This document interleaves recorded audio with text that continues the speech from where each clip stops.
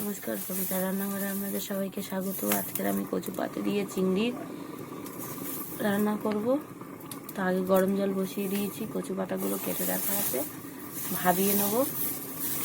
এই আমার কচু পাতা কাটা আছে, আর এই চিংড়ি আমার ভেজে রেখে দিয়েছি আগেই। তো জলটা আমার গরম হয়ে এসছে, দিয়ে দেবো কচু পাতাগুলো। আগে দিয়ে দেবো, দিয়ে ভালো করে সেদ্ধ করে নেবো। আগে এর মধ্যে একটু লবণ দিয়ে দেবো, দিয়ে একটু এটাকে একটু উল্টে দেবো, ঘেঁটে দেবো জিনিসটা।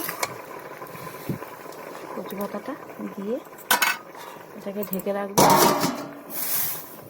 থালটাকে খুলে দেখবো কত কচুটা সেদ্ধ হলো, কচু পাতাটা।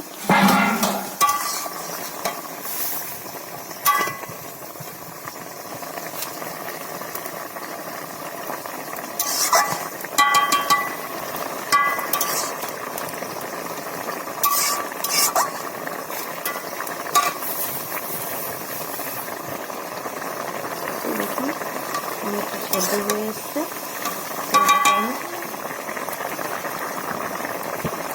নামিয়ে নেবো। বন্ধুরা, কচুর শাকটা ভাপানো হয়ে গেছে। এটাকে আমি দিয়ে চেপে চেপে নিচের রসটা বের করে দেবো, জলটা না হলে অনেকক্ষণ সময় লাগবে।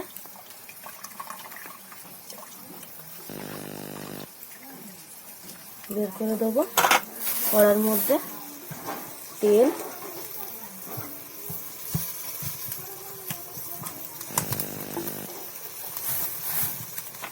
দিয়ে দিয়েছি, আদা রসুনের পেস্ট, পেঁয়াজ নেই, হলুদ, আদা রসুনটা ছিদ্রানো, তার সাথে কাঁচা লঙ্কা দিয়ে ভালো করে কষিয়ে নেবো, ভেজে নেবো। এরপরে কুচনো টমেটো আর ঘাঁটা মশলার পেস্টটা দিয়ে দেবো, ভালো করে কষিয়ে নেব।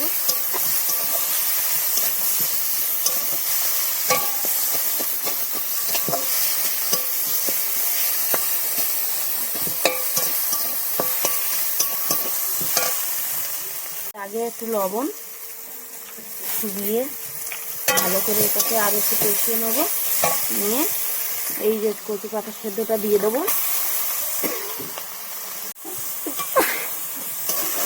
এটাকে ভালো করে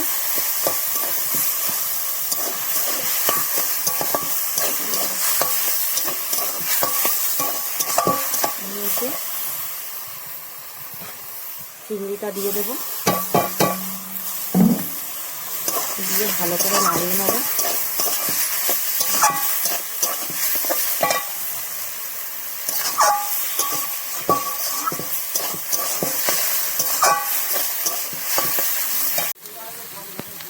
তো বন্ধুরা, এই দেখুন কত সুন্দর হয়েছে চিংড়িটিকে। তো এর মধ্যে আমি একটু মিষ্টি ফেলে দেবো, আর একটু লবণ দিয়ে দেবো। ঝাল দেওয়ার কোনো প্রশ্ন নেই, ঝাল হয়ে গেছে। বন্ধুরা দেখুন কতটা লোভনীয় হয়েছে। এটাকে আমি নামিয়ে নেবো। দেখুন বন্ধুরা কতটা লোভনীয় হয়েছে। এই ভিডিওটি যদি বা আপনাদের ভালো লেগে থাকে অবশ্যই লাইক, কমেন্ট, শেয়ার করে দেবেন ও চ্যানেলটি সাবস্ক্রাইব করে দেবেন। দেখুন